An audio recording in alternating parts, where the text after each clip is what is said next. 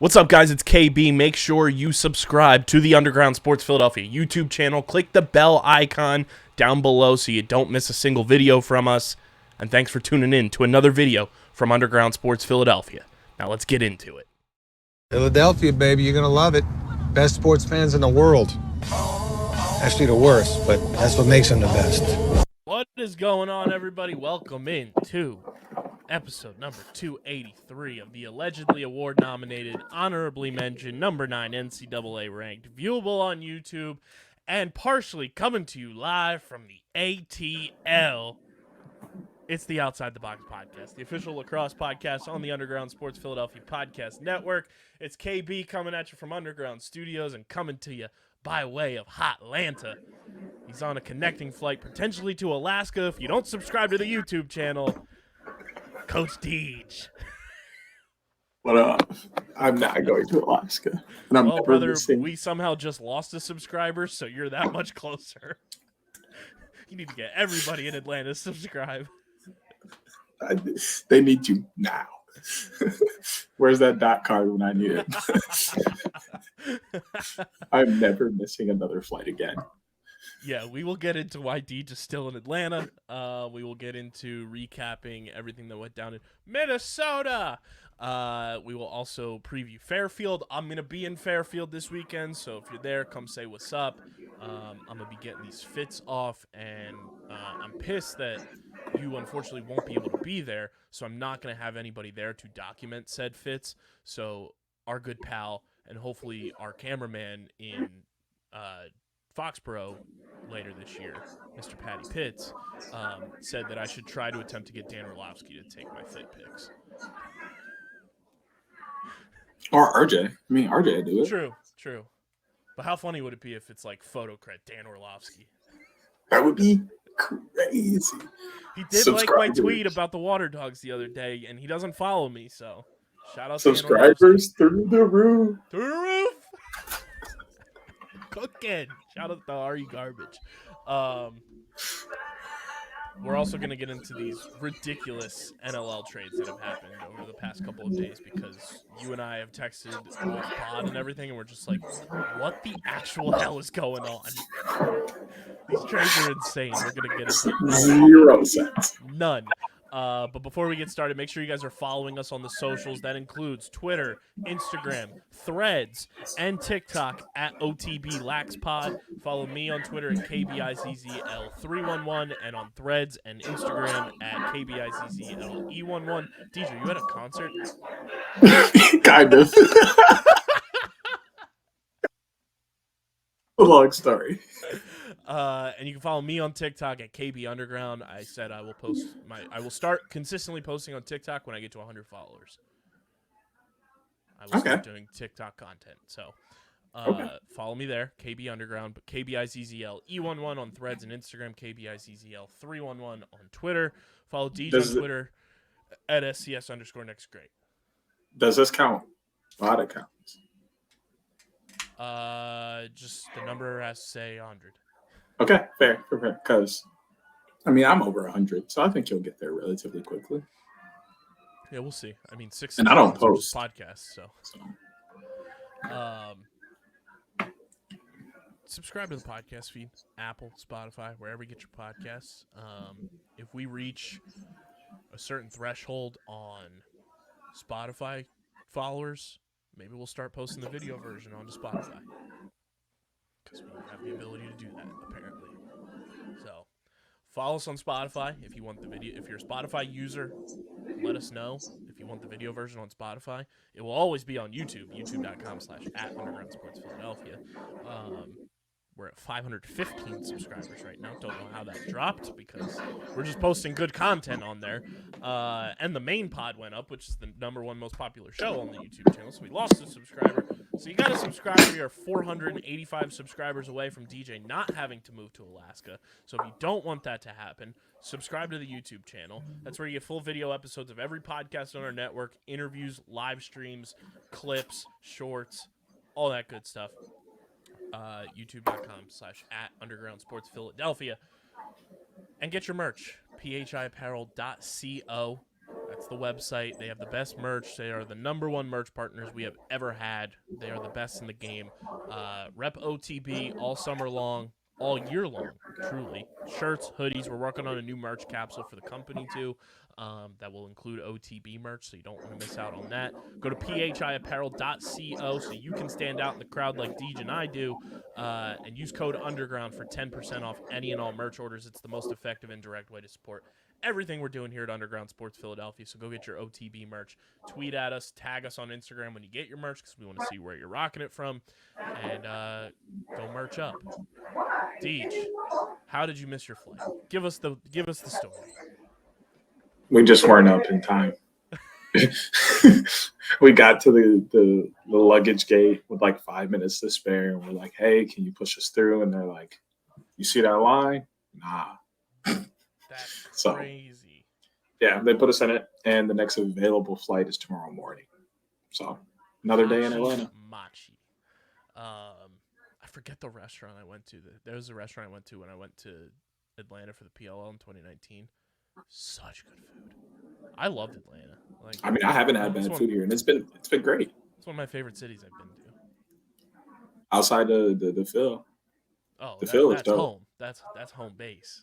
It is. Philly's #1 no matter what.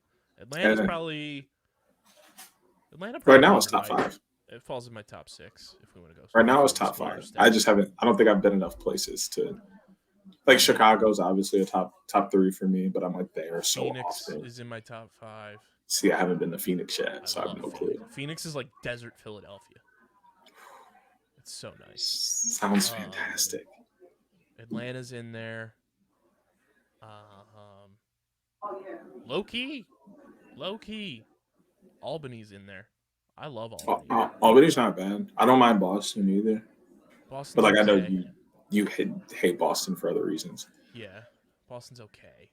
Yeah. The outside, like the surrounding cities of Boston, I think are far superior. I mean, personally, I don't mind the city of Columbus. Yeah, Columbus is fun to go to. There's other things in Columbus I don't like, but Columbus is pretty cool. Denver's in my top 5. I've heard Denver's really nice. Denver's like one of the cleanest cities I've ever been to. Like the air quality, I felt like I was breathing like newborn air. That's that real air. This is insane. Like it was clean. Like when I went out west, I don't know if it's just because it's like typically most of the states out there, it's a drier, warmer climate. Nobody smokes cigarettes out west. When I was out there in 2016, fantastic. I maybe saw 3 people in a week and a half time in 4 different states smoking cigarettes or smoking in general. Like it was like no air pollution. It was unbelievable. Oh, they smoke all right.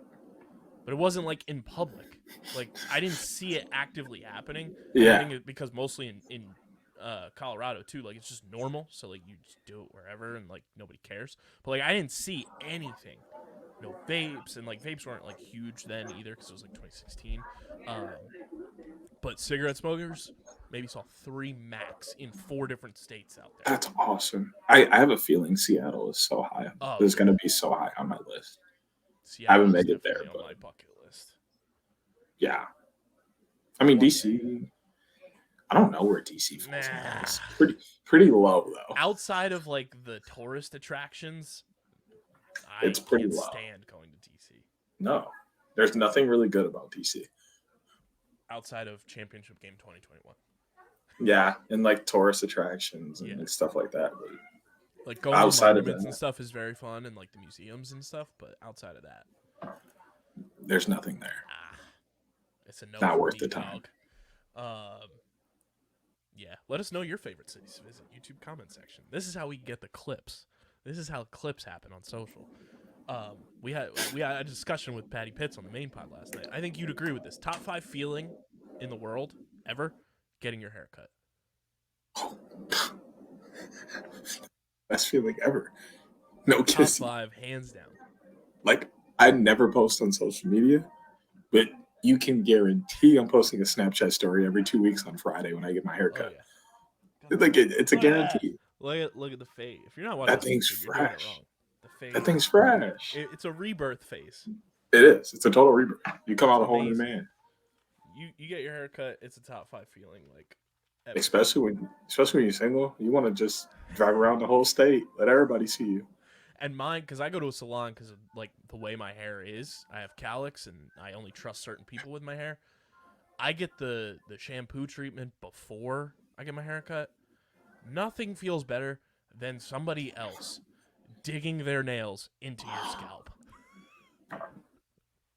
It is the great, like, it's just as good, if not better, than the haircut itself. Oh, I know.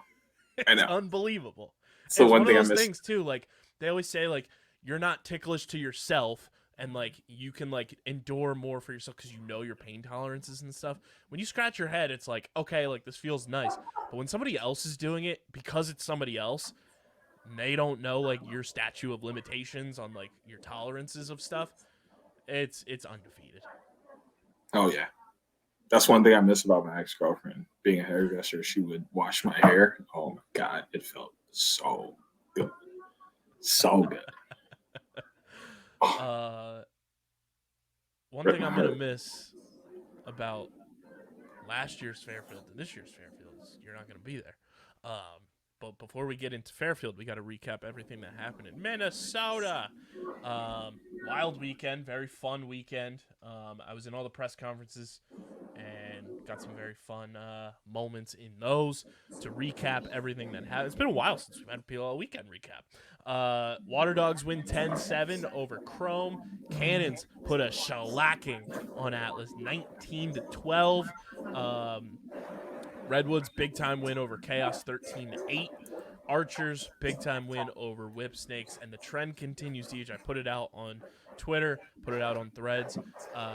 Whip Snakes are now 1-5 since 2019, not including the bubble, since the inception of the league now. 1-5 in the week following them playing the Redwoods. I am just a weird stat guy. It's a great stat. I don't know where I pulled that out of. We were just sitting there, and I was like, I don't think they've ever done well afterward. Like, it just was a thought that randomly popped in my head. And they're awful after playing the Redwoods. I don't know what it is. I don't know if they expound all their energy. I don't know if they are the only time it's worked high. out for them recently was the one year, was it 2021, when Redwoods played Whip Snakes in the quarterfinals, and then Whip Snakes ended up winning in the semifinals. The one win, though, Deej, is in 2019 in the regular season. Since 2021, the last 3 years, 0-5. After playing the Redwoods in the regular season, that's crazy. That's crazy. Nuts. Wild stat. But the Redwoods are like 0-5, that same space against the Whip Snakes. So is it really that crazy? Hey, you take them where you get them. Yeah. Water Dogs played a great game. We said it. Jake Caraway was going to have a great game with the two big-time defenders out for Chrome. Michael Sowers had a great game passing the ball. Kieran also had a great game up top. Ethan Walker, the big four on the Water Dogs offense, came and performed. They didn't have to do too much. They win 10-7. Chrome, we were talking about it right before we started recording. The inconsistency of just the revolving door of their offense, I think, is a huge part of why they are currently sitting at the bottom of the table at 1-3 and a -8 goal differential. The discourse on the internet too about Sam Hanley is very funny to me. I'm like, the inconsistency of the offense is why Sam Hanley partially has not been able to get going. And I view it very much, and sure, when he was a rookie, he got injured, so he didn't play as much. But I remember the same type of discourse happening in 2021 when Michael Sowers played in the one regular season game before he got hurt, and everybody was like, he looks so different, he looks so slow. That's because in college, Michael Sowers used the unlimited time of that shot clock to set up his plays and get ready and all that kind of stuff, and he needed that adjustment period, and he's adjusted perfectly fine. Look at Michael Sowers now. He's an all-star, he's a champion, he's a championship MVP. He's totally okay. Some of these guys coming from the college game to the pros sometimes need that adjustment period. And when you couple that with this Chrome team is just continuing to have roster adjustments one way or another for whatever reason, whether it's a wedding, whether it's military obligations, whether it's an injury. If you're a young player, that's going to throw you off your game a little bit, and you're not going to have time to get in a rhythm and have consistency with your teammates. I mean, consistency is part of it, of course. But like at this level, is slightly different. I mean, these guys can play. Like they can shoot, they can pass. Like that's not too much of a problem. Taking a week off here and there, like that doesn't mess with their game too much. I think Chrome's biggest issue is they're not putting guys in a position to win. Like obviously, Sam Hanley's good. He's big. He's fast. He's strong. But he's not going to be able to take a pole as a rookie right in. Like, that's just not going to happen. And they want him to – like, he's dodging on a pole almost every time he touches the ball. Like, why is he not getting any short stick matchups at his size? The Redwoods do a really good job of that, putting Charlie Bertrand, the most recent Curse, Sergio Perkovic, Miles Jones. All these guys get short stick matchups, so they have an opportunity to dodge on a short stick. They don't always get open, but they get the opportunity to do so. That's a huge part in getting your midfielders going. Like, you can't expect them to just beat a pole every time. Like, we saw that problem last year with Jules Henningsberg on the Redwoods. He was being asked to dodge on a pole every dodge. And I mean, it was working because he was a former attackman, but at the same time, once they took a step back and they started getting him some two-man game or some game where he was going against a short stick and dodging straight in, things started to really open up for him and the rest of the offense. It's the same thing. I mean, Logan Wisnauskas last year, they were doing a really good job of getting into some two-man with him and getting him the short stick. This year, they've been just giving him the ball and letting him go solo and ISO against a pole, one of the better poles in the league because he's one of their best attackmen. Like, it's just not there cohesively in terms of strategy and getting people in positions to win their matchups, force a slide, get an open guy. It's kind of just ISO ball, which doesn't work in basketball. So and then you it's couple not going to work in with lacrosse. the revolving door of guys coming in and out of the lineup, whether it's Heacock, Dylan Malloy, Jesse King's coming back this week. The lineup just keeps changing. I think more so than any other team this year up top. They've had the most changes across the board, and I think that can mess with your rhythm a little bit too. When you're like, oh, like I'm ready to go and play, and then it's like, oh, this guy's out. I'm ready to go. Oh, Heacock's out, and we don't have him, coming out of the midfield. Dylan Malloy's at a wedding, and he's now on the reserve roster, and that's somebody we were typically used to having, in this offense to couple with Logan. And Nick Turn hasn't been there, and then Nick Turn's back, and he's trying to get his legs under him in a almost must-win game for Chrome last week. So, I mean, it's been a lot of just inconsistencies, and like you said, that gets coupled in with, not putting guys in the right positions to be successful. That's an inconsistency from the coaching staff. So they got to be better across the board. Obviously, they were missing their top two defensemen last week, too, so that plays a part in a lot of aspects from that side of the ball. I want to touch on that for a second. Like that, in my opinion, is why they lost last week. Like, I think they had enough offensively, and the offense was doing okay most of the game. There were some times where they stalled out from time to time, or very slow and stagnant, kind of standing around. But for the most part, brought that up in the press conference too. He said that they've been slow and they've gotten off to slow starts, and like the offense just hasn't been as fluid as they want it to be, which is a problem. But especially when you're playing a team like the Water Dogs, who are attack heavy, to lose two of your starting deep holes, you're already behind, in my opinion, 4 or 5 goals. And you can't go down 7-1 at halftime to team. I mean, going into the game, to me, the scoreboard was 4 or 5-0 at the start of the game without JT and Jesse. When you're playing Kieran, Jake, and Michael, Sowers, like that, and that's given. So you're already down 4-0, and then your offense isn't going either. That's how you end up down 7-1 in the first quarter. They're not making the right steps to protect themselves. I think Connor Farrell has done an awesome job this year. Like, I think he's kept up with his pace from last year and has given them plenty of opportunities on offense, but they can't hold the ball long enough, or score enough goals to get some momentum, and then they just end up fading out. Yeah, I'm looking here just to see. I mean, Chrome shot terribly in this game. Shooting percentage was 18.4%. Shots on goal were 57.9, which I think is, I mean, both teams I think shot a little bit below league average. I'm not exactly sure what the overall league average is, but typically when I'm looking at the box scores, going into press conferences and stuff, a really successful day is like shot on goal percentages, like in the 60%. Both teams shot under 60% in this one. Chrome also had some uncharacteristic turnovers in this game. They had 23 turnovers. Like, some of them were just like, what are you doing? If they didn't turn the ball over, like 6 of those, they probably win this game. They won the ground ball game. Connor won 90% of the faceoffs. Or Chrome won 90% of the faceoffs, I should say. I don't know if anybody else took a faceoff for Chrome, but Connor won 18 of 19. And then... Nah, he took them all. He had one faceoff loss.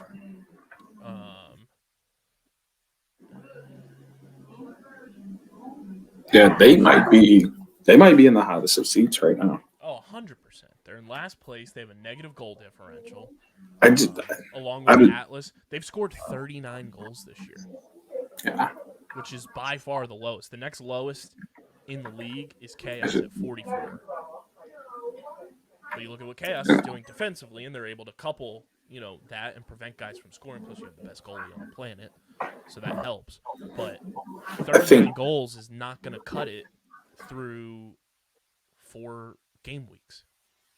I think the only team that's in a scarier position is the Whip Snakes. I'll do you one better. And I only say that because I believe they have another game against Chrome this year. I'll check for you. And the only team they beat this year is Redwoods, and I don't think they play Redwoods again. Like, Whip Snakes they're having trouble closing games out, which has never really been a problem for them in the past. A lot of times they've been coming back and winning games toward the end, or if they are up big, they're able to fend people off. But they've had a very tough time closing out games this year and letting people back in. Whip Snakes play Chrome in Baltimore in a couple of weeks at the beginning of August.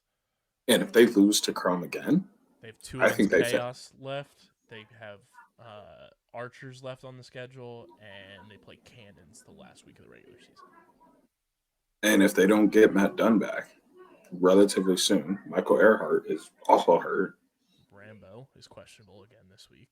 Their offense has been putting up points, and that's not the problem. But if they can't sustain defensively, and they lose to Chrome again, who they've had a very tough time beating also recently, they might end up in last and not make the playoffs. Because I'm just I definitely don't see them beating the Archers. That's just too tough of a matchup. I think they beat Atlas this weekend, who's also in a very tough position. But I don't see them. Whips play Water Dogs. Yeah, that's right. But I do see them beating Atlas at some point when they play. But that'll also still be a tough matchup. That's going to be a tough matchup. Atlas has a game in hand against them. I think that's the only time they played this year, actually. Yeah. I don't think they play Atlas again. Okay. They play Chaos twice. I don't think they win either one of those as of right now. At best, they split. They're not going to win both. I don't know if they split unless Rambo comes back. That defense is. That's what I'm saying. At best, best case scenario for them is a split. Atlas, Chrome, Whip Snakes are. You tell me. And I just think Whip Snakes are in the worst position because of how they've been recently. I don't know. You tell me which schedule you'd rather have remaining rest of the season. Water Dogs, Chaos, Chrome, Chaos again, Archers, Cannons. That's the Whip Snake schedule remaining. Or would you rather have this schedule? Chaos, Chrome, Archers, Water Dogs, Cannons, Redwoods. The second. And I say that because you have Chaos and then you have Cannons, and Redwoods. So you have Chaos early, where they're still figuring their things out and they haven't hit their groove yet. You have a chance to steal a win there.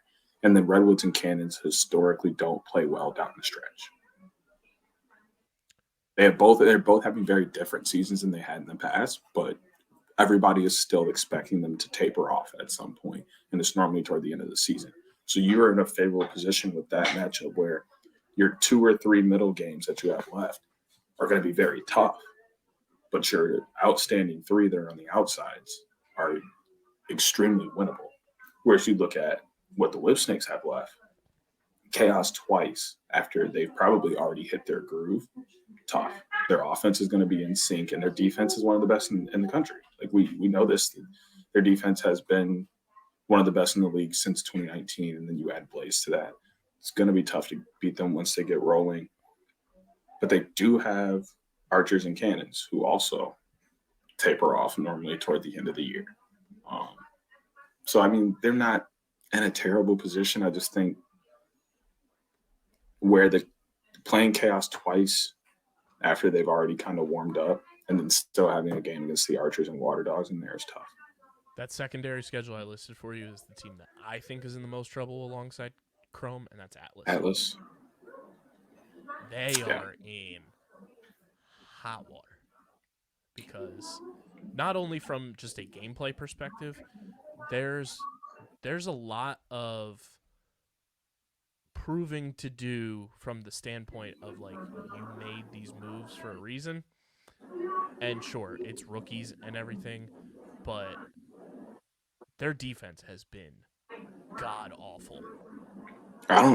Okay, so as a coach, like Gavin's been good as a one-on-one, but like collectively as a unit, their defense has not been what I'm sure Coach Pressler would say has not been what the expectation has been.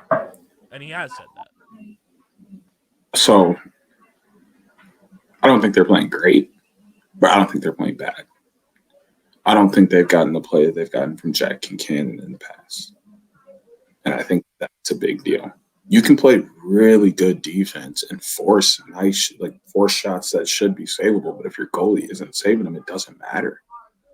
Like, there have been some possessions, I can think of a few even in the game they won against the Whip Snakes where they played really good D, and then Jack and Cannon just let up a bad shot. And they barely won that game. And they barely won that Atlas could game. easily be 0-4 right now.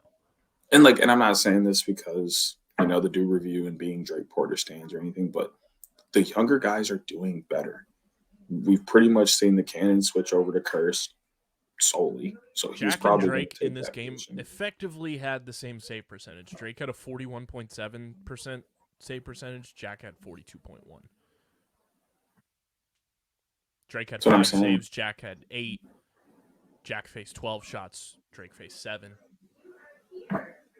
And he only played maybe a quarter and a half? Let me see if I can find in the. I don't know if it has minutes labeled at all. Yeah, I'm trying to see if. But it's like, when a substitution happens. Just take the chance. Like, I understand Cannon's taking their shot with Curse a little bit more because they put him in for a full game and he won the game, and so it makes sense to keep him there. But you got to make some changes when. Yeah. There's got to be something you can do. I'm looking back at the Redwoods game. Like, Atlas had their most turnovers, I think, this season too. In this game against Cannons, 24 turnovers. You're not going to win a game. You're not going to win, especially when Cannons were playing as precise as they were. And 14 of the turnovers that were committed by Atlas were caused turnovers from the Cannons, versus 6 caused turnovers from Atlas. Which, when you think of Atlas, you're thinking of the guys like Rexroad, Danny Logan, Tucker Durkin, causing turnovers and being those guys that are physical and going out there and getting the ball for your squad. To come away with 6 caused turnovers in this game, that's pathetic.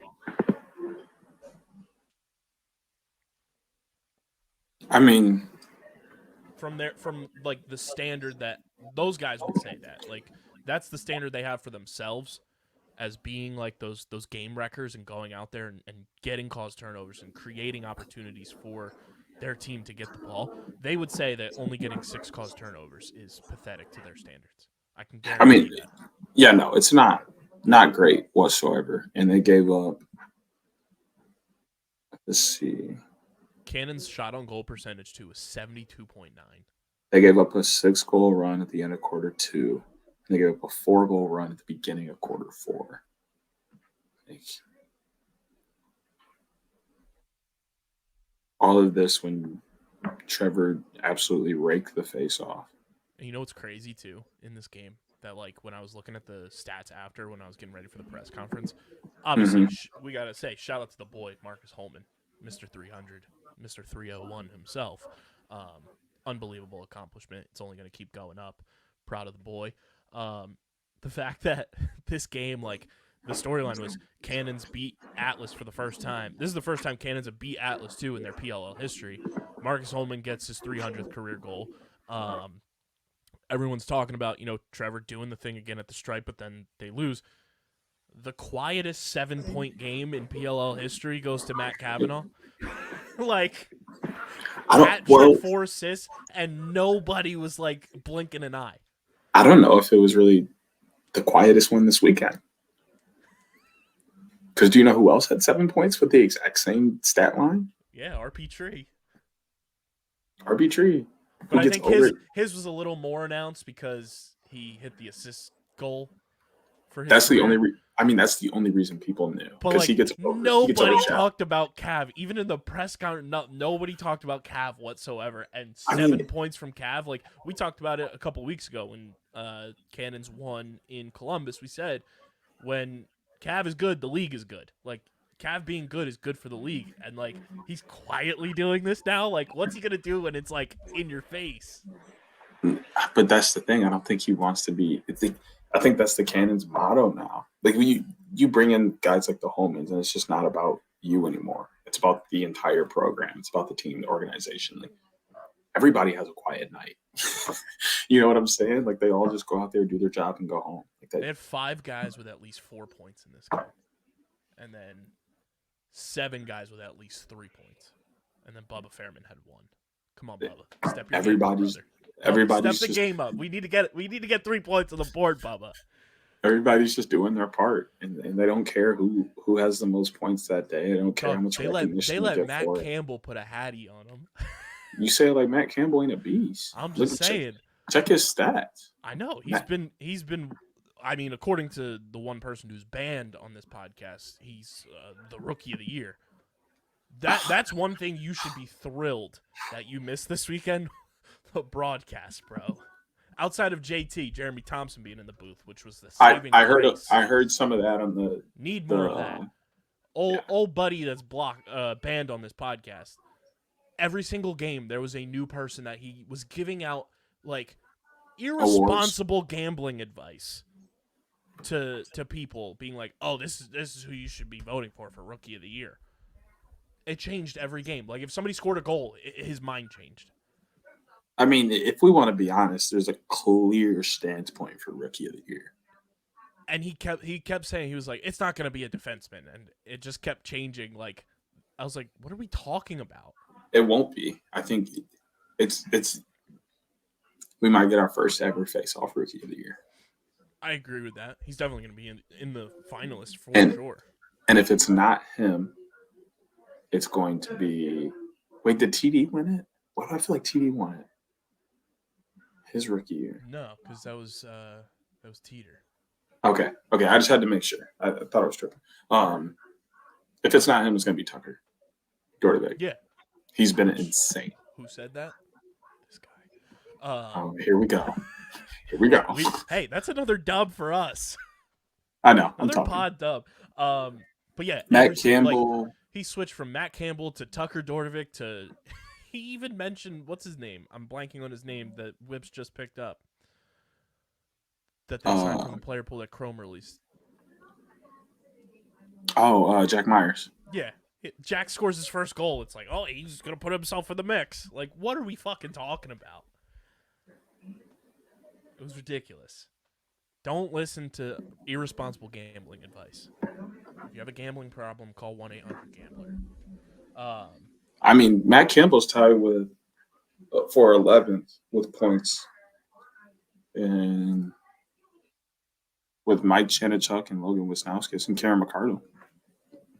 He's got 11 points on the year, so pretty solid. Like, could he be in the mix? Sure. Is he going to win it? No. No. Get your head out of your ass. Please. Shout out to Donnie, though. 4-point game. And Holman dropping the quote of the year about Jonathan Donville, saying he's a coach's dream. Yeah. I mean, he is, man. He is. Kid can play both ways. Marcus said, extremely too, smart. That Donnie was the first person to text him when he signed with the Cannons. That's dope. Like, that's kind of cool. That's dope. It's like, as somebody like he doesn't have to do that, and it's like, boom, there it is. Like, that's big team guy energy. Huge team guy energy. He's that kind of guy. It's awesome, man. Love seeing Ryan Drenner pop off in this game too, by the way. Oh, any game that's how God is going is a good game. Like that. 4 points, 2 assists. If I have to say, if there are two things that are very good for lacrosse, they're both happening this year. Ryder being good and Ryan Drenner being good. It's something about their aura as players, their makeup, how they present to the world, just everything about them. The sport takes another level, and it's because they're so polar opposite, right? Ryan Drenner never says anything, isn't really on social media, isn't super loud and boisterous, doesn't really like celebrate large. No coincidence that both of those guys are friends of the program.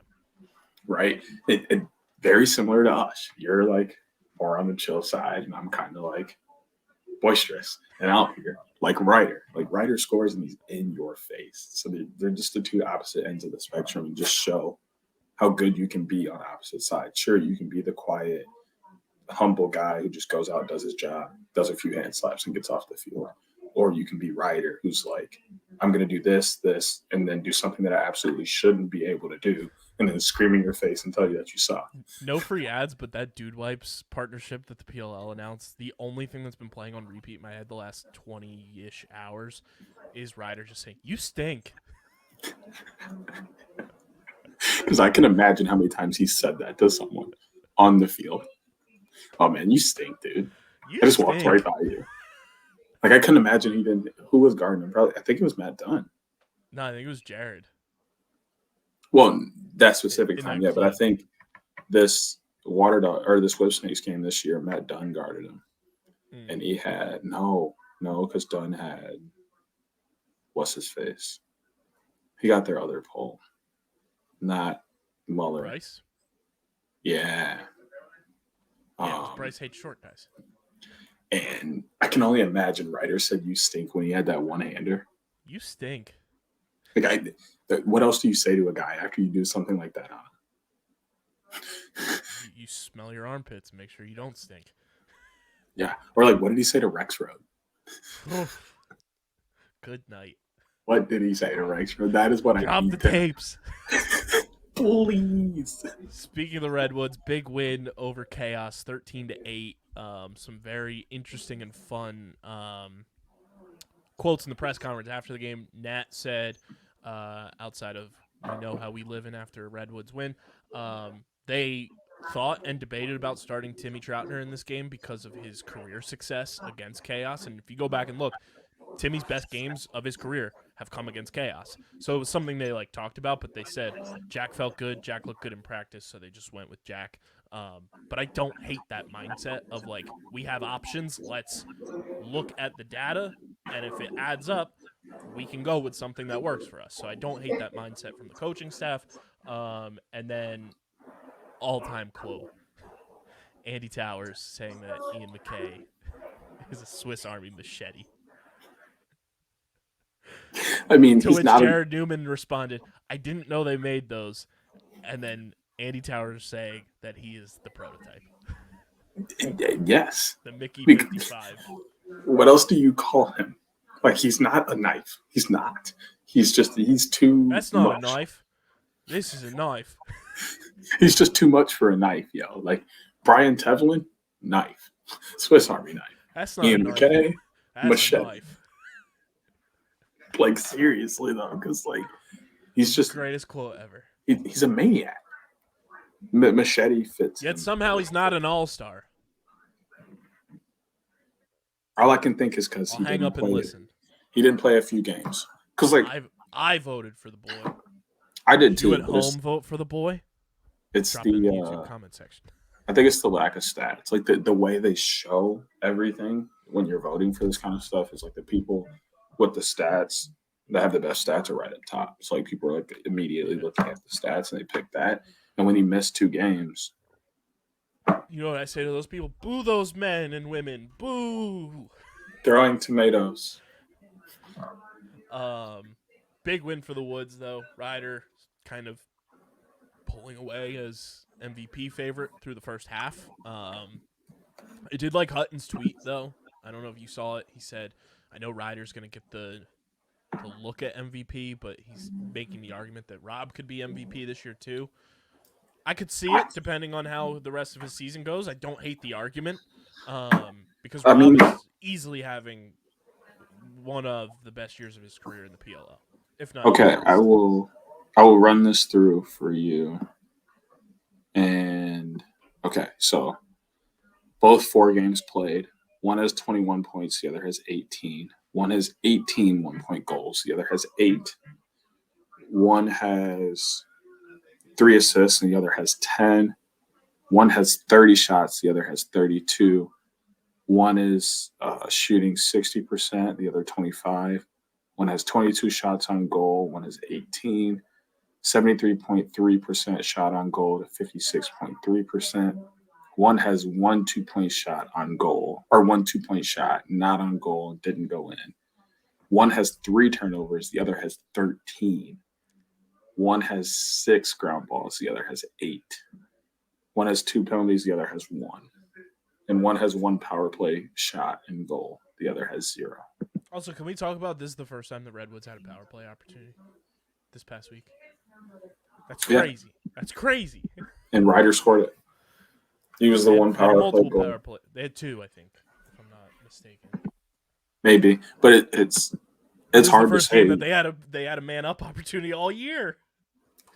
It's hard to say which one of those players deserves. Number 1 was Ryder, though, right? The 18. Yes. Yep. All the first numbers were Ryder. 13 turnovers. Yeah. 13 turnovers, and I mean Ryder shooting 60% on the year is crazy. Yeah. And with 73% of those on net is also asinine. Like, I mean, right now my front runner is Ryder, but I could see it going to Rob or T as well. Yeah, Woods had 2 power plays. And maybe Sisselberger slides in. I'm going to take a look at Sisselberger's stats real quick. They're bonkos. But yeah, good win for the Redwoods. Chaos will be fine. This was, one of those blips on the radar for them. I think Redwoods just played them very well across the board. And they were missing Jack. And they had some new guys in the lineup this week. And I think they'll be fine. I'm not concerned whatsoever about Chaos. They look good. And this is, again, I hate to do it, but Joe Keegan did this to everybody. Saying it was going to be a struggle for Chaos to score 7 goals in a game this year. They've done it in every single game this year. Yep. That clip at the end of the year is going to be electric. Did you see the predictor question for this week? Yeah. What's going to be higher? There was 2 of them. The Marcus Holman and the Eras Tour for Taylor Swift, the set being longer. Marcus. Oh, easy. And then the other one was Jeff Teach's shot percentage or Chaos fans. And when I looked, Chaos fans were at like 53 or something. And I was like, slam that. That's definitely going to be higher. I mean, Jeff Teat's fantastic, but like, I don't think it's Blaze. I don't think he's going to have an insane shooting just day. Because I think it's going to level out unless people are just like, oh, we're going to vote for Chaos to make this that would be bad for everybody, which would be hilarious. I mean, that or it's just an easy predictor for everybody. If everybody picks chaos, we get Also- one free predictor question. I have to give a shout out to Will Bowen. Did you see that clip of him giving his jersey to the fan? Yeah, All time crying in the club moment. Shout out Will Bowen. Like, you're a rookie and you're doing that. Like, that's really cool stuff. Also, the jerseys looked fantastic. I don't know about you, Deej. I took advantage of the 20% code and I ordered a Redwoods one. I don't blame you. Had to add it to the I collection. did not. I did not. I thought they were really nice. I think my biggest thing, especially with jerseys, is that like I kind of have to see them in person first before I buy one for myself. And I obviously didn't have that opportunity. I was this close. I will say that I was probably, I don't know, like 5 hours from Minnie down in Chicago, I got the in custom Illinois. one, number 11 Bennett, like I always do because I'm not getting traded. But yeah, I was down and they dropped that 20% off code on Monday, and I was like, okay, you got me. It was $80. Can't beat it. Yeah, I was down in Illinois coaching for the weekend, so I was this close to going to Minnie, but I just couldn't make it. And I loved them though. I thought the design was great. They did look really good. I think across the board, those are the best jerseys for every team this year. Probably like, look wise and like the way that the colors were used. The only gripe I had was they were not broadcaster friendly. You had to know numbers. You couldn't know names because the names were real small. Yeah. But everything else, they look gorgeous on TV. Why does this keep happening? My fantasy team won't reset. I think there's something going on with the back end of the app and the website because I just clicked on trying to see stats at one point and it said there was a 503 server error. So, last bit here, Archers big win against Whip Snakes 15-12. Good win for the Archers. They looked fine without Deso, without Grant. Not much to say in that one. The Archers are still very, very good. Chris Bates dropped an all-time quote that got picked up by the face-off believers and truthers by me on socials, where he said Sisselberger's performance in this game showed why face-offs are valuable, because they were. And he did the exact thing that you said was possible, was he was going to make Petey LaSalle look mortal, and he absolutely did. Yeah, I mean that, and it's just face-offs are very important to the game. Like, even though they've done the 32-second shot clock to neutralize them, and they've put a lot of double pulls, and there's so many ways to like neutralize the face-off. Like, let's be honest here, getting possession is the main point of the game. Mm-hmm. Face-offs are huge in that. Ground balls are huge. Said that too, which was a great quote from him. He said, he stopped. I think it was Dan asked the question about like teams conceding face-offs and everything, and he said, "I want to stop you right there. We're playing a professional sport. Do you ever want to concede any aspect of the game?" No. It's too important. No matter what aspect of the game it is. Like, sure, there are plays you can concede. You know, like you can be in a game, and especially playing, you know, they played cannons. You can concede a short stick matchup on Matt Kavanaugh. That is something you can concede within the game. But you're not going to go out and say, okay, we're just going to let you win this face-off. Mm-hmm. No, because the whole point of the game is to get possession. Sisselberger he's just showing how important that was for the Archers.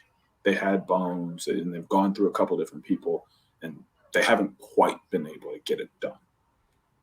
They get Sisselberger.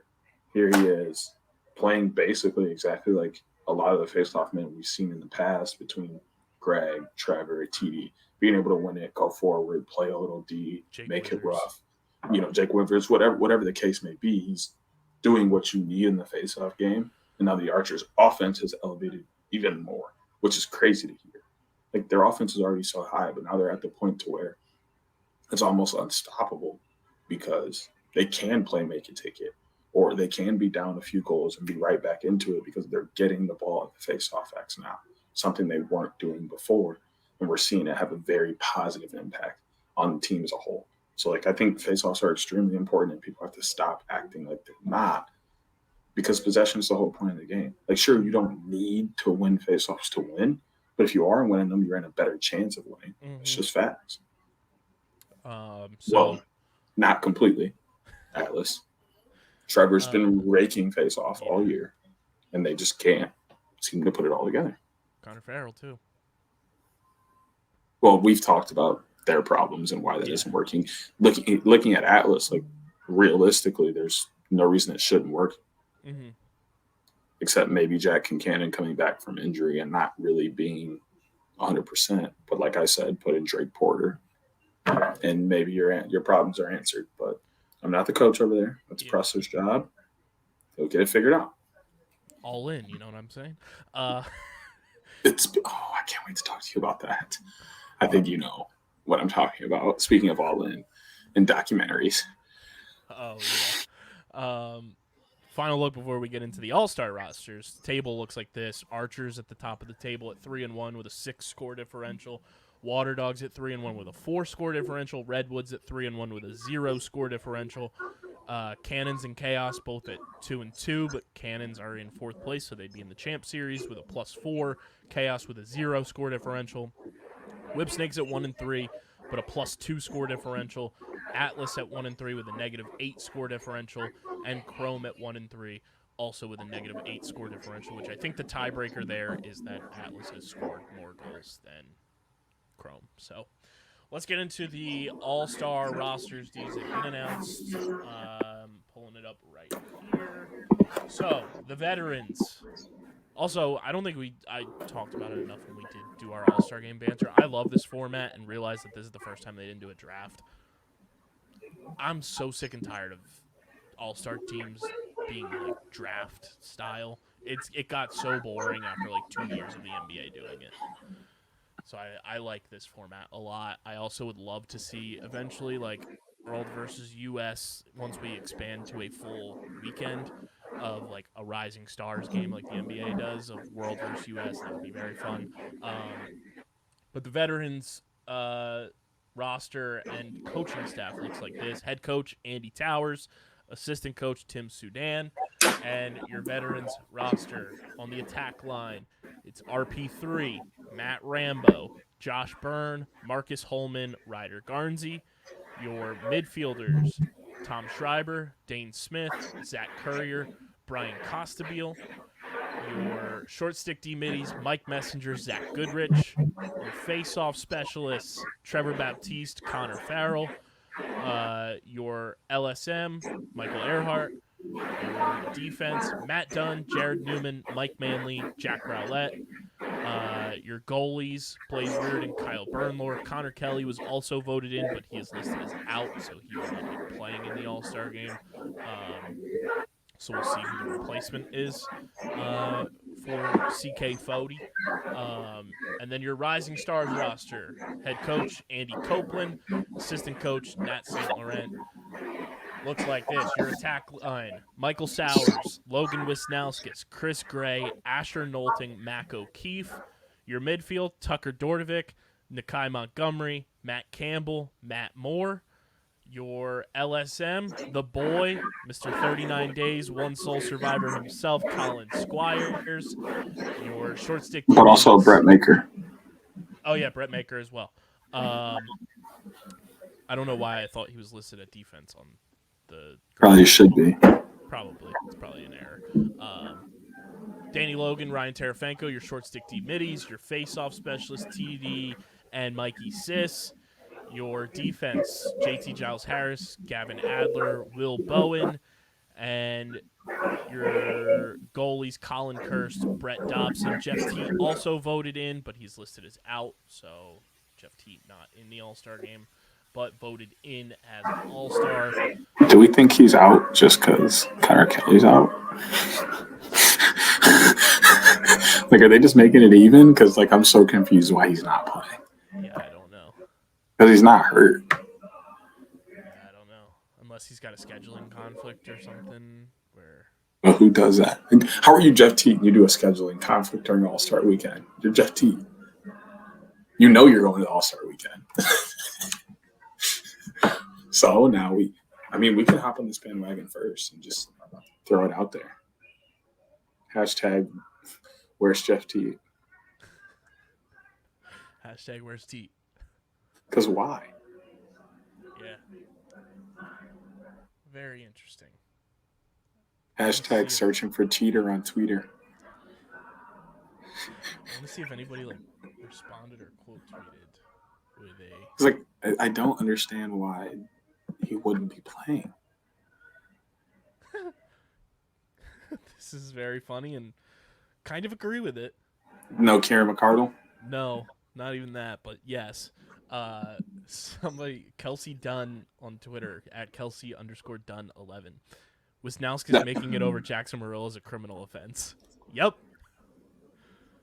Because you guys know how I was in 2021. If Jackson made the All-Star game, I was buying his jersey. Because that's the boy. That's my guy. That is crazy.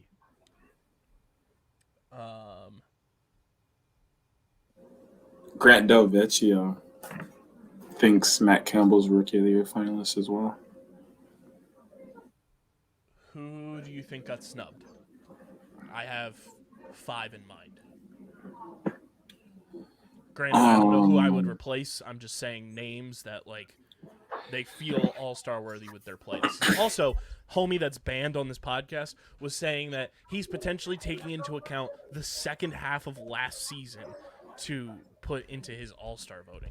Buddy, it's a 2023 all-star game. Last year is out the window. It does not matter. Yeah. Be lucky your ears were not bleeding like mine were. I would have muted the TV. Yeah. I mean Mickey for sure. Hold on. It's hard to tell. It's like, I mean, there haven't been like maybe Cav. I feel like Cav has had a really good year. Mm-hmm.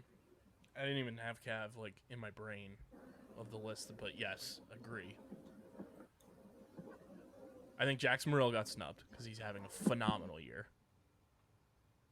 Yeah, Jackson. I honestly, I probably would have put him in over Logan. Over Logan, yeah. I think Ian got snubbed, but we all know why he got snubbed. I think KJ got snubbed a little bit. I think KJ. This past week was the first week he missed, which is kind of. I hope it was like just recovering from World Games. Trenner. Because KJ missing Indigenous Heritage Weekend. Trenner. Also, Treasy. Treasy's having a phenomenal year. And sure, like, Danny Logan, Ryan Tarafanko, you can't argue with that. But, like, Treasy's having a hard hat award type of year. And as much as I don't want to say this, Bryce Young, he's had a really good year. He's been the best whip swings defender all year, both point-wise and just, like, production-wise. Bryce is that dude. Bryce has been fantastic this year. I mean, we can always say Kieran got snubbed. I think Epple definitely deserved to be. We can always say Epp gets snubbed if he doesn't make something. I mean, we've talked about it a handful of times with Nat. Like, it's really just more of his reputation at this point is why he doesn't get things. And it really sucks because after a while, you kind of just got to give a guy his flowers because he's balling.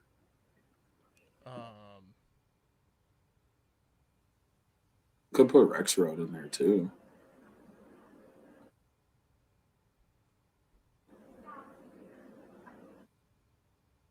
How many games has Rambo missed this year? Just the one? That I know of, yeah. He's also leading scorer for the Whips still, so. Yeah. I don't really have any complaints about the attack group per se for the vets. Oh, other than, I don't know. I say Cav was the only person I said could have possibly, Cav and Kieran, but when you look at this lineup, it's hard to squeeze them in there. Because Rob Ryder. I think the biggest one that is glaring to me, though, is Latrell Harris. Yeah. And Jackson Merrill. I think those two were very much deserving. Who knows if they to me, replacement for Connor Kelly and Jeff Teat, but So yeah, I say maybe replace, and I say with a short stick D mid for both sides. Only running two is kind of crazy. I Ben said personally that would too have, in his tweet that you sent me. yeah, for me, I personally would have swapped Jackson Morrill for Logan, and put Jackson in over Logan, and then I would run three D mids instead of five mids. Mm-hmm. Just a lot of those D mids can go two ways anyway, especially a guy like Mickey, so you can play him on offense if you need to. But I think it's and we're seeing a lot of it in the regular season too. Teams that are running three short stick D mids are the ones that are being very successful. 3 to 4, outside of Chrome. Yeah. But I mean, Mike Messenger has been successful in Mhm. that role, so it's not like that isn't working for all teams in terms of playing that many short stick D mids. It's just some teams aren't getting the wins to a lot that system is working. Someone quote tweeted the veterans graphic and said, basically a team of active Hall of Famers pray for the Rising Stars team.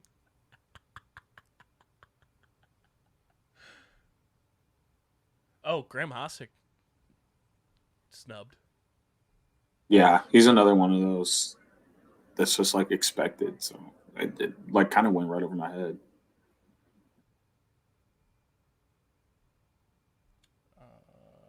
Yeah, half the Chaos team is on the veterans roster. Also, the fact that Andy Towers is coaching Mike Messenger is going to be Insane. time, just as Shemlax on Twitter said. Oh, the carnage. So yeah, let us know your all-star roster takes in the YouTube comment section, and let us know who you think got snubbed. But Deej, let's get into a quick Fairfield preview. It's brought to you by our friends over at Tomahawk Shades, the best small batch eyewear in the game. You guys, they got the sunglasses, the blue light glasses. You know, Deej and I are rocking our Tomahawk Shades all summer long when we're on the road. We're wearing the blue light glasses when we're watching PLL games as well when we're at home. You guys can do the same. Go to tomahawkshades.com, and when you go to checkout, use promo code USP for 25% off at checkout. That's an unbelievable promo code. Nobody gets those like that in the podcast game. That's how you know Tomahawk Shades is the best. Go to tomahawkshades.com, promo code USP for 25% off your order. These are the matchups we have this weekend, Deej. All night games in Fairfield. We got Friday again and Saturday, Sunday. What? But no Sunday, just Friday again. Friday night lax, 6 p.m. Water Dogs, Whip Snakes. Probably another 11-10 final score like we typically get with these two. Then the nightcap, 8:30 p.m. Archers, Redwoods for a potential shot at first place, depending on how Game 1 goes. Then on Saturday, the game of the week on ESPN2 is Chrome Cannons, followed by the nightcap, 8:30 p.m. Atlas Chaos. Final weekend before All-Star break. Man. Archers Redwoods is going to be a movie. I'm excited for that game. I'm excited for Water Dogs Whips because they always play each other tough. It's always gritty. I'm excited to watch the Cannons just continue to roll. I love how they're playing right now. They're just playing loose and like having fun, which I feel like Cannons have failed to do over the past couple of seasons. And then Atlas Chaos is just going to be very, very interesting from the Atlas perspective. We obviously know game of the week. It's the only one that has two teams vying for first place. And the one I'm most excited about is Redwoods Archers. Being able to see the battle at the stripe between TD and Sisselberger and how he handles that matchup. I think this will be the first time Sisselberger goes against like a true vet and is able to kind of test his skill against the best of the PLL. I think he still has a matchup with Trevor at some point this year as well. So, you know, seeing those two are going to be fun to watch. And then this one's going to come down to goalie play, in my opinion. Jack Kelly versus Brett Dobson, both have been very good this year. Both are big parts of the reason why their teams are 3-1. obviously I'm giving the slight edge to the Redwoods, mostly because of Ryder and Rob and what they've done this year. They're 1-2 in the point totals this year. So Sorry, I was just looking at the Instagram post of the All-Star Game rosters. Jake Caraway commented, "Old head at Brian Costabile."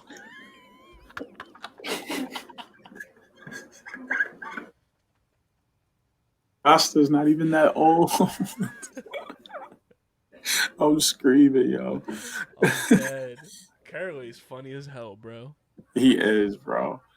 But yeah, also really excited for Water Dogs Whip Snakes.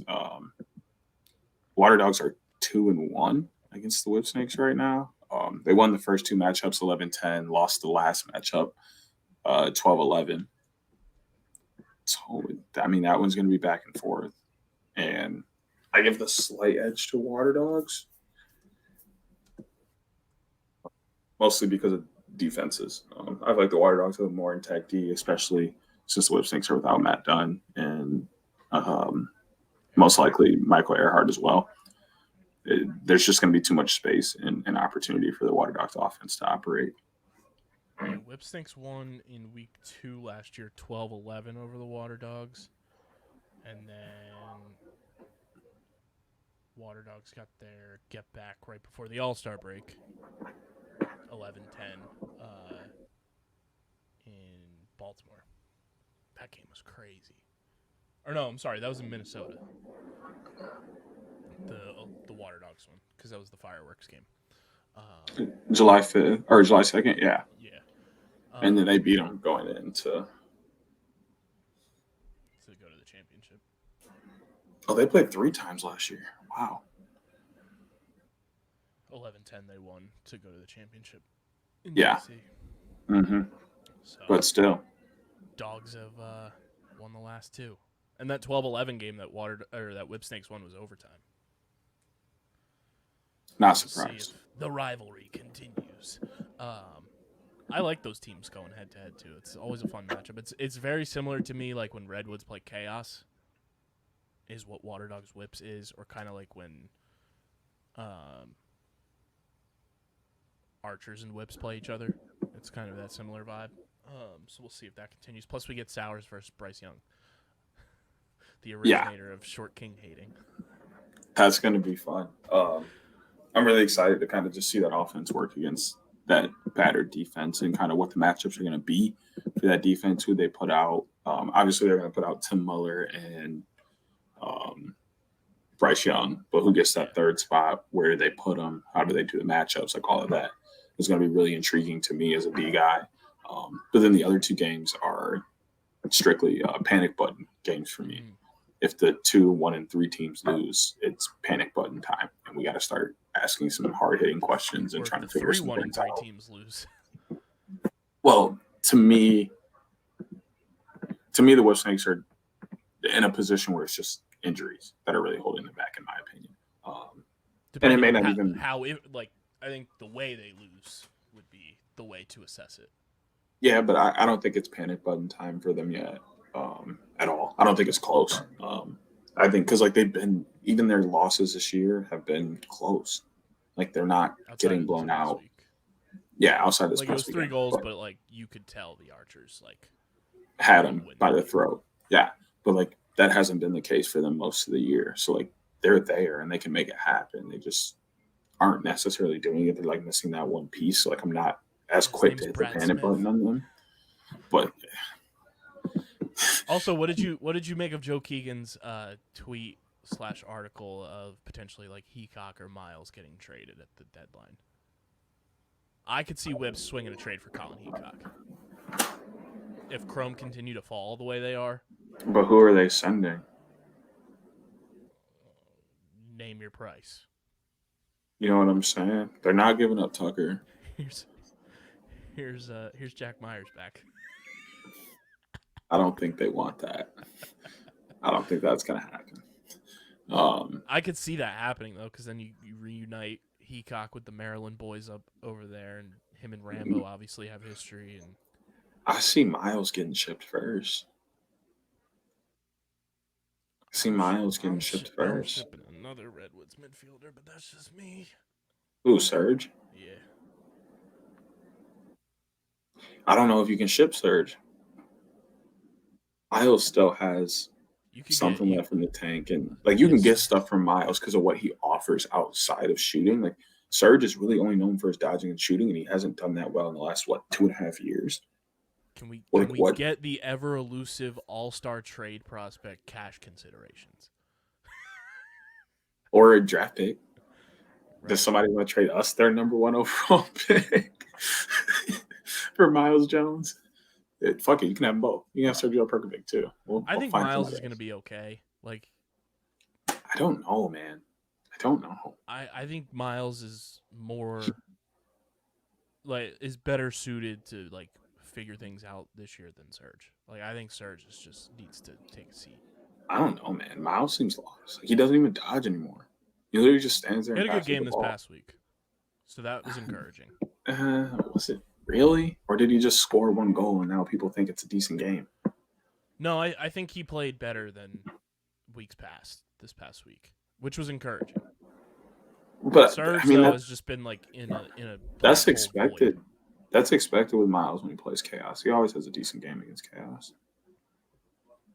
I think Serge is a lost cause this year. No offense to him, but I mean, I'm not disagreeing with you. I feel like the jump around song. Pack it up, pack it in. Well, like my thing with Surge is I would just let him go.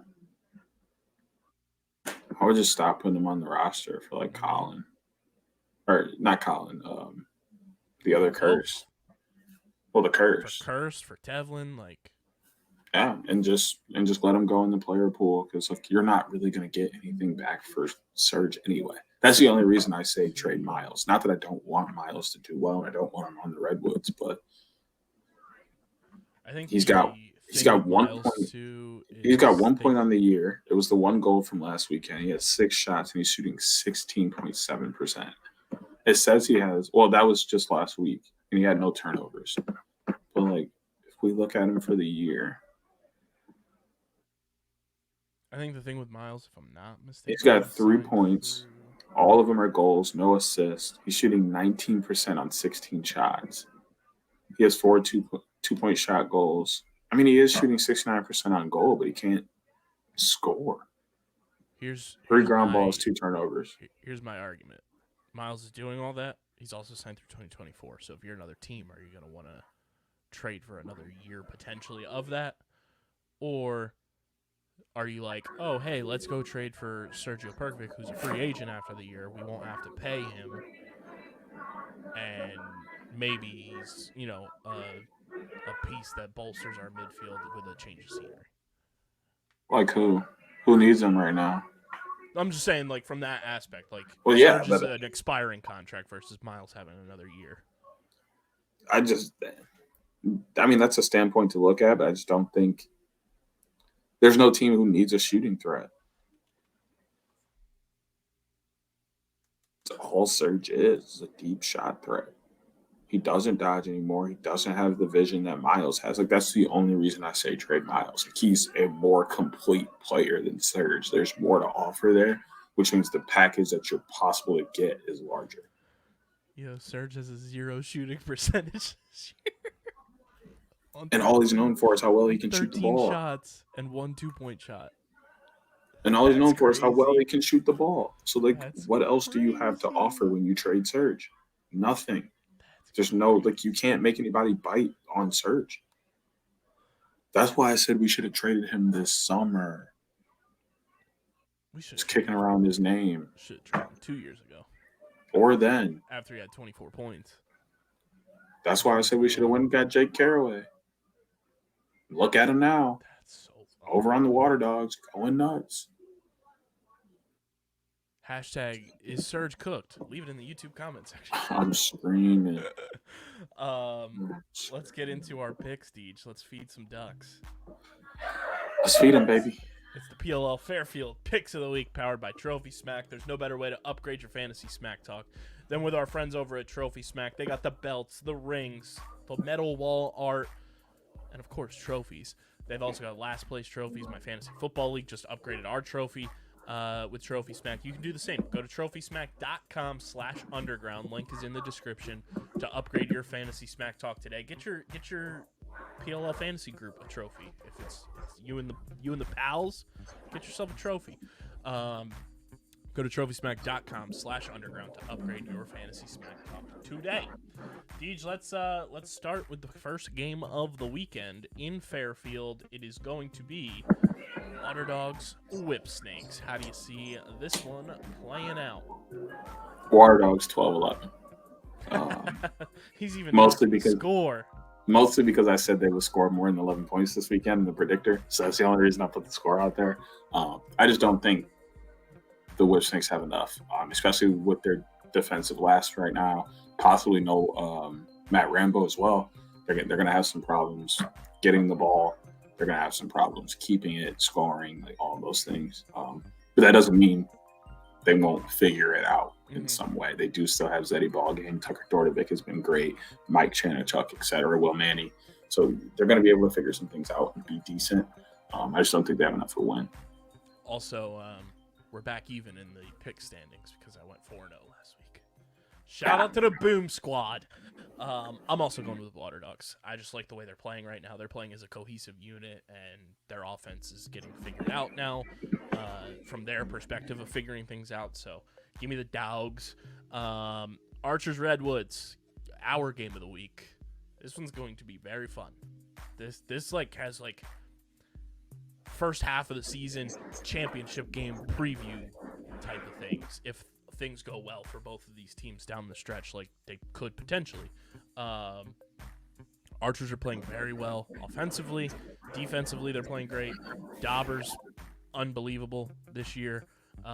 He's going to be up for goalie of the year candidacy, no doubt in my mind. I think the interesting aspect of this matchup is just how well, and I brought this up to Coach Bates in the press conference, just how well the short stick D middies are playing for the Archers. I like the way that they're playing, so that's going to be an interesting matchup to watch in this game, is how the short sticks approach the Redwoods, led by Treasy, obviously, and then as they call them, the young pups. Sis versus TD is going to be a great matchup. Nobody's conceding face-offs there. But I think the Redwoods pull off a close win. I'm glad I didn't have to call you out for being a traitor. But this game is going to be extremely intriguing. Extremely intriguing. Down to Redwoods D versus Archers O. Does Eddie Glazner pull the Mac O'Keefe matchup? Or does Garrett Upple get Connor Fields? What do they do down there? How does Chad Kelly do with these shots? To who do they put the pole on in the midfield and how the short sticks play? To the middle of the field, Sis versus TD. We talked about it a little bit. That's probably going to be, if not 1A, 1B stripe matchups this year, maybe 1C. I think when we look at it, you got to put – there's going to be 4 guys. So I shouldn't say 1A, 1B. There's going to be 4 guys that give you very good matchups every time they go against each other. It's going to be Max Adler, Mike Sisselberger, Trevor Baptiste, and TD Earl. So anytime you have those 4 guys matched up with one another, it's going to be a good time. It's going to be a battle, lots of ground balls, and it will make a huge difference in the game. That's going to be one thing to watch. Then you have the flip side. You have the Redwoods O against the Archers D, Graham Hosick, Matt McMahon. Who's their third pole? I feel like I know this too. And it's right on the tip. Warren Jeffrey. Yeah, Warren Jeffrey. Is Graham Hosick taking Rob? Probably most likely. So what do they do with Matt McMahon and Warren Jeffrey? And who gets Westberg and who gets Ryder? And are you able to stop Ryder? That's the biggest question of the year. You stop Ryder, you stop the Redwoods. But I think it'll be McMahon on Ryder. I think that's what I wouldn't be surprised. I wouldn't be surprised. Correctly. I forget what they did last year. Obviously, Warren Jeffrey wasn't playing last year because he was injured. neither was Westburg. It was very easy to match up against the Redwoods when they had three And outside Dodgers. That makes more sense too because Warren Jeffrey matches up with Westburg in the NLL. Yeah.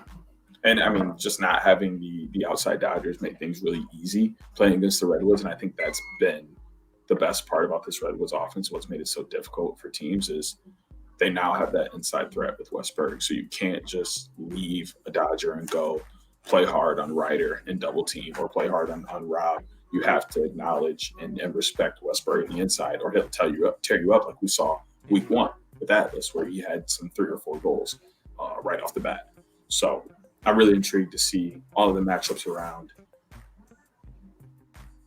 But the key to this game is the Ryder matchup. You stop Ryder, you stop the Woods, and I don't think anyone in the league right now can stop Ryder Darcy. So I got to give it to the Woods. Then we move to the league's game of the week, ESPN2 on Saturday, 6 p.m. Chrome Cannons. I hate to bring it to everybody. I know Chrome have become my little adopted babies. Cannons are giving me no reason to pick against them right now. They are playing such fluid offense. Their defense has stepped up big time. Kirsty in net has been fantastic. There's no reason. And vibes right now, Coach Holman is a total vibe. And when your coach is vibing, your team is vibing. Deej can attest because he's winning trophies and he's vibing. Give me Cannons to get a big-time win on Saturday night. I think they are poised to be a team that will make the playoffs for the first time since 2021 when they made it.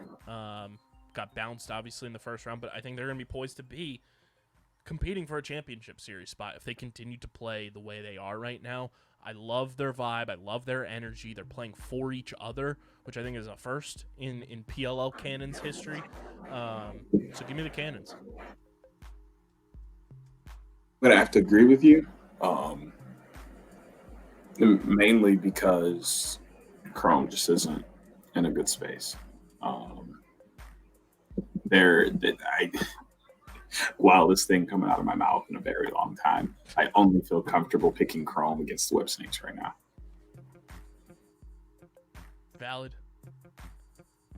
And if you know, you know, basically why I feel that way. And if you don't, you slow. Yeah, literally. So yeah, I don't think Chrome has anything to keep up with Cannons right now, even with getting their D guys back. I think the one thing they will win is the battle at the stripe. I think Connor Farrell definitely has an up on Stephen Kelly or Jake Fopp or the poll that they decide to put out there at the stripe. But that doesn't equate in wins as we've seen this year. So I think they'll still struggle to put the ball in the net, and Cannon's offense has been on fire, and they've made what's the word I'm looking for? Stride. Advantage. They're taking great advantage of the opportunities that they have when they get them. So as they get the ball, they're one of those teams, kind of like the Archers last year, where we were always wondering, you know, can they beat a team even though they don't have the face-off? And they were doing it consistently. Cannons are kind of in that same space right now where when they get the ball, they score. So if you're going to win face-offs and you're going to have the ball, you got to score because when they get it, they're going to. Final game of the weekend, Atlas Chaos, to wrap things up before we head to the All-Star break. I got to go with the Chaos boys. They're playing well. I like the way that everybody on that team is playing. And I feel good about them right now. So give me Chaos. I think I've only gotten one Atlas game right this year, and that was the first one when they lost to Redwoods. So back at it again with another L for the Bulls. and I'm gonna take Chaos. I really like the groove they're about to hit pretty soon. This is kind of that time of the year for them where they really start to put it together now that everybody's back. And you got moving Dane Smith down to attack on a line with Menikis and not Chase Frazier, Josh Byrne is insane. That's going to push his production through the roof, and he's going to be in great position. And now it kind of allows you to get a Chase Frazier or a Chris Cloutier out of the box against a short stick. There's some two-man game you can still run to get Dane with a short stick as well. I think it just opens up their offense a little bit more. So I'll be intrigued to see that, but I think Chaos definitely has this one handled. Another person that I think got snubbed from the All-Star game, now I'm thinking about it too, Ryan Smith. He's having I can take a look. I Beautiful. think it may just be his point production. It just may not be necessarily high enough for some people. You know what I'm saying? That boy's scoring like every game and his highlight reel. He's on Sports Center all the time. Well, I mean, he's still getting outscored by Josh Byrne, who's got 14 and leading Chaos. Their next highest scorer is Ryan Smith has 9 points. Yeah, 67%. Ryan Smith is their next at 9. And Brian Minikis is right behind him at 8. And he's shooting 83% on goal. Ian and Dane both have 5. I mean, I'm not opposed to Ryan getting it. I think he's played fantastic, and he's a guy I've consistently thought about putting on my fantasy team every week. And you want to put it in perspective, too? Last year, Ryan Smith, in 8 games, 13 points, 8 goals, 5 assists. This year, Ryan Smith, 4 games played, 9 points, which matches his rookie year, 8 goals, 1 assist. Well, we 15 do have to, shots all last season, too. He's already got 12.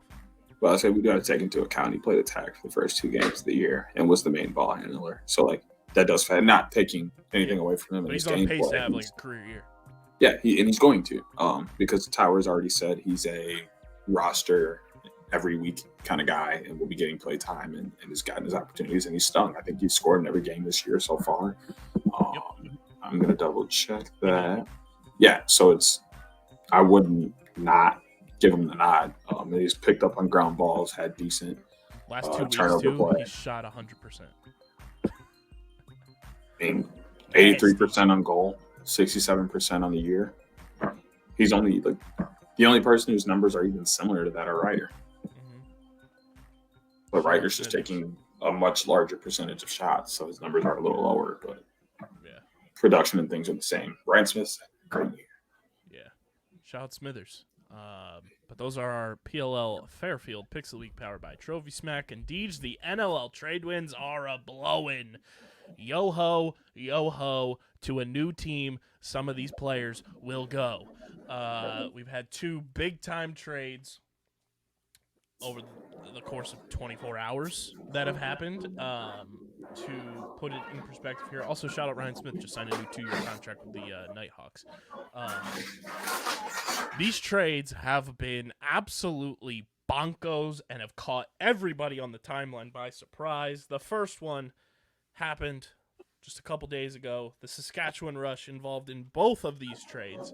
The Rush have traded franchise icon, arguably face of the franchise, one Mark Matthews, who I have a story about on the pod, to the Toronto Rock in exchange for one of my favorite players in the NLL, Shark Boy Zach Mans, Adam J, and the Rock's first-round selection in the 2023 entry draft, which is 12th overall. Wild trade. Not saying Mark Matthews is still not an elite caliber player, but to me, the Saskatchewan Rush won this trade.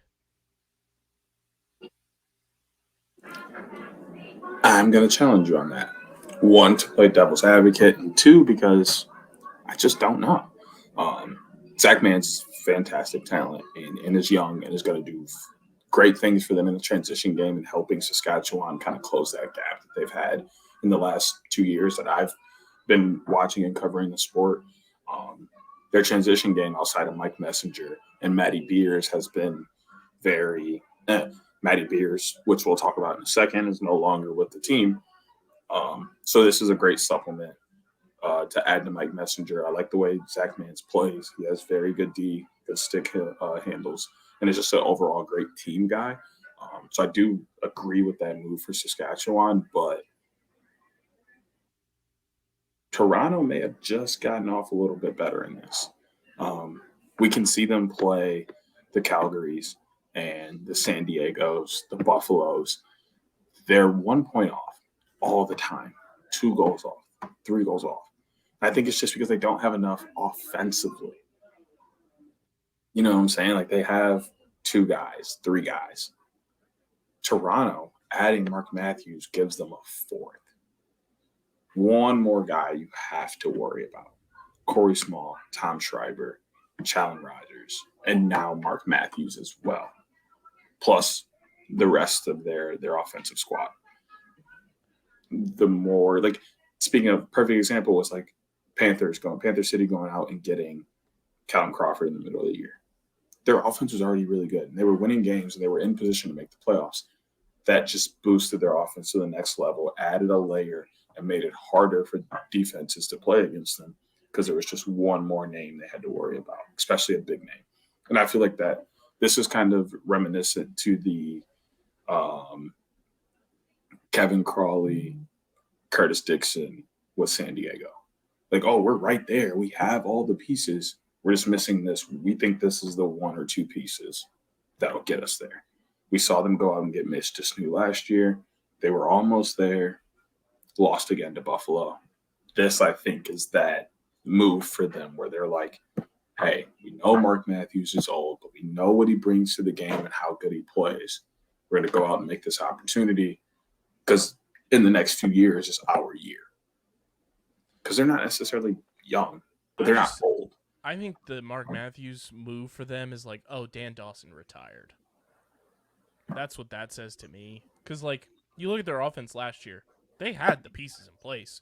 For whatever reason, Toronto just shrinks in the playoffs offensively. Don't know why, don't know how, because the talent is ridiculous. You look at their forward group last year. Marley Angus, Dan Craig, who stud, Josh Dalwick, Dan Dawson, Jamison Dilks, Stephen Keogh, who they also went out and got last year in free agency, Zach Mans, Tom Schreiber, Corey Small. Plus you had Challen Rogers, Chris Corbeil, Tyler Hendricks, Phil Mazuka in transition, and all of those guys can contribute offensively. Yeah. Treasy, like, you know, they have guys that can score. Mitch Disnew can score defensively. Adam J., who just got traded in this deal too. I think that's a huge. And Brad Creed can score on the defensive side of things too. But I think the Adam J. thing too is going to go under the radar. He's so fucking good, and I'm so happy he's out of the East as somebody who supports the Philadelphia Wings. Like, that's a huge boost for them. But interesting trade. You know, I think Saskatchewan gets a lot back that's helping, you know, with this corresponding move that we're going to talk about too. Yeah, I think this is a very equal trade now that I'm really looking at it, because I think Toronto wins right away, but I think Saskatchewan wins long run. Mm-hmm. Like, Toronto's only going to get another 2-3 years max out of Mark, in my opinion. Like, he's just reaching that level. He's been playing for so long. He was doing both box and field. Like, he's just reaching that point where he, like, doesn't necessarily have the legs anymore to go. Not even his skill level, just the legs. So they're only going to get a couple more years out of him, but they're going to be very high-level years. He's going to produce. He's going to fit into that offense well. Mark's 33. So they have the chance. In January. They have the chance to kind of just take those shots at Buffalo and get into the NLL Cup and win it in the next few years. I think that's what this move was really about is, hey, we lost Dan, but we're going to still go balls to the walls with this thing, go get another vet and really push to make a cup run over the next couple of years. And then once some of these guys filter out, we'll try a new strategy with some new guys. But then on the other hand, the Rush get Jay and Mans, who are on the younger side, coming in with the next trade that we'll talk about with a first-round pick, another guy that we'll talk about in the next trade with, you know, Mike Messenger and some of the other guys they already have there. They're in position to be pretty good in 4, 5, 6 years, maybe a little bit longer. To which then Panther City trade Patrick Dodds and Cam Wengrenyuk to Saskatchewan in exchange for the 5th overall pick in the entry draft this year and the playing rights to Matt Beers, which means they have the negotiating rights because I believe Matty Beers is going to be a free agent when free agency opens, so they get the first negotiating rights to re-sign him now. This trade is crazy to me. Saskatchewan wins this trade, in my eyes, tenfold. You're getting Patrick Dodds, who's one of the most talented players in the league, young players in the league at that. You are not getting, if you're Panther City, you're not getting anyone nearly as talented as Patrick Dodds with the 5th overall pick in this draft. I'm sorry. It's a weird trade to me, weird flex. This move expedites that little timeline you just gave for Saskatchewan in my book, because I believe Mans and Patrick Dodds have played together when they were younger. So they're building that core, and that's what Saskatchewan's GM does. Is like watches these guys develop elsewhere and then brings them together when they know each other and they're at their full potential. This makes Saskatchewan like one of those frisky, annoying young teams in the league, very similar to what Calgary was last year. Like, Saskatchewan has the potential to be very good again, I think, in the next 3 years. Like, they still have pieces from last year. They still have leaders on that team. And to get Patrick Dodds and Zach Mans and Adam J all in a matter of 2 days is crazy. Plus, you move down 7 spots in the first round to get those guys on your roster. That's a huge win if you're Saskatchewan in my book. Rush fans should be like, sure, you're upset Mark Matthews, the face of your franchise, is gone, but Rush fans should be doing backflips into a pool on a bright summer day right now because your team got better in the long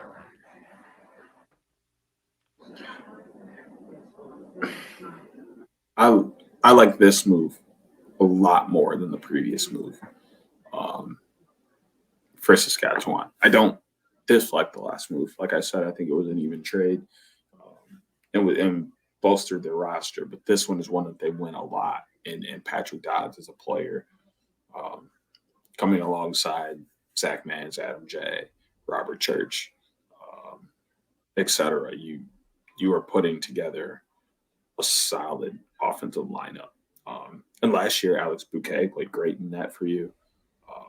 And your defense wasn't bad.